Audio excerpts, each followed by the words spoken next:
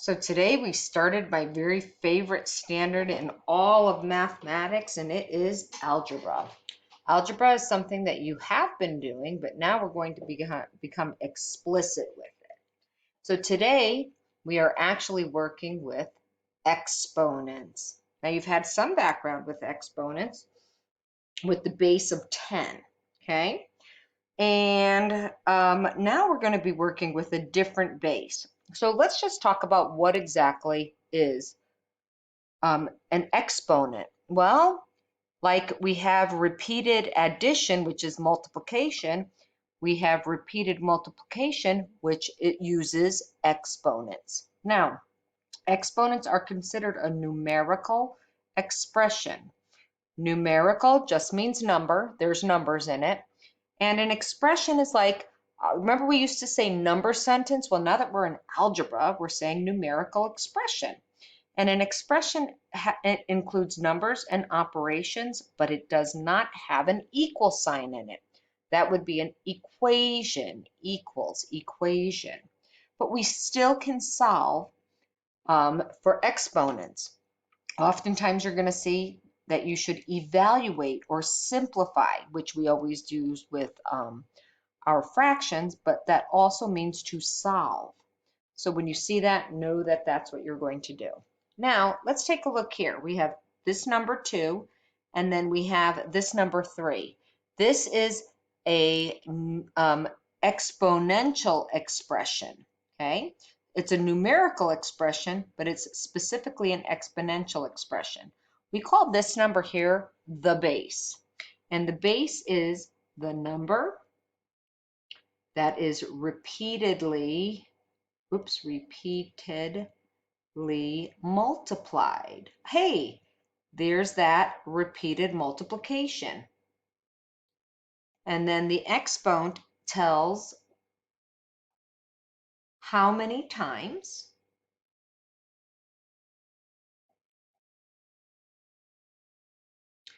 to multiply the base. Okay, wait. Let's look. So I have over here 2 with the exponent of 3. So I look at the base, it's 2. And that means that 2 needs to be the number that is repeatedly multiplied. Okay, so you know what? That's pretty important information. So guess what I'm going to do? Yep. So I'm going to evaluate, which means solve. So there's 2. Hey, now what do? Wait, let me look back and read. This exponent, that number there, tells me how many times I multiply 2. So I'm going to multiply 2 3 times. So 2 times 2 times 2. Now, oftentimes people want to just multiply the exponent to the base. That is not going to happen because that would be 6. Let's see what this ends up solving to be.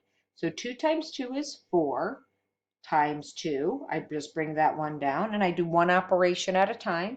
So 4 and 2 is 8. So my answer is 8. So now there is a special way to say our numerical expression. I just don't say 2 with the exponent of 3. I say there's 3 different ways to say this particular one because this is kind of a special one because of this third one. But let's go ahead and start with the first one. First one would be 2 to the third power. 2 to the third power. We could also say 2 to the power of 3. But here's a special one, and we call it 2 cubed. The 3 is meaning for cubed. So when we did volume, we did our answers as cubic units. That has something to do with this. Now we're going to move on to another special exponent. And so here we're going to evaluate this problem as well. So we have 8 with the exponent of 2.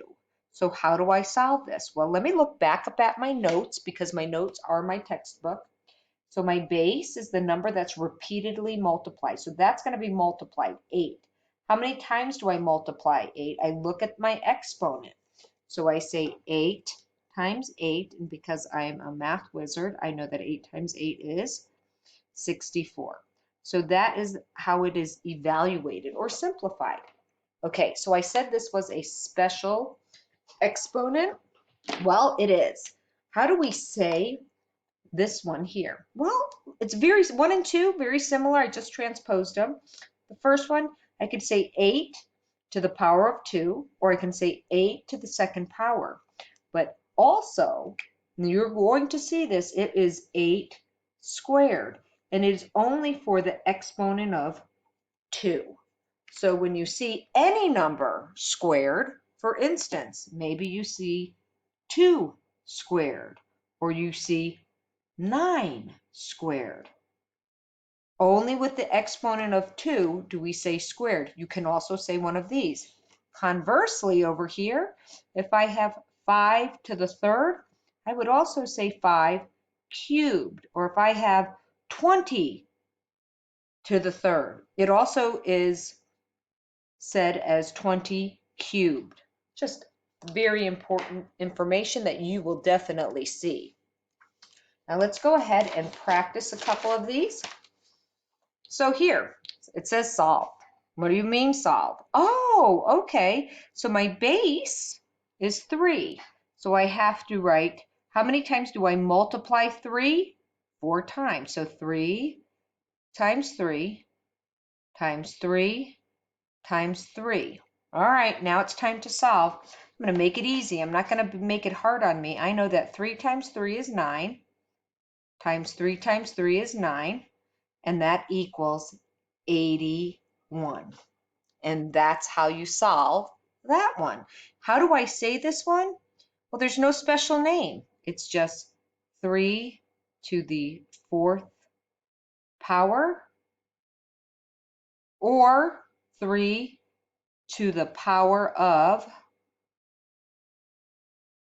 nothing spectacular. Only cubed and squared are special there. Let's look at this one. This says write as an exponent and evaluate. So now I count. First off, I know this is my base. So I'm going to go ahead and write my base. 5. How many 5s are there? 1, 2, 3, 4, 5. So it's 5 to the 5th. Now, how do I evaluate? By multiplying. So I have 25 times 25 times 5. So then I know that 25 times 5 is 125, and 25 times 125, it equals 625. And there's my answer. Now, here's some very, very important information, and I'm going to highlight it right off the bat. You need to know that every and any number that is raised to the power of 0, so it has an exponent of 0, it equals 1.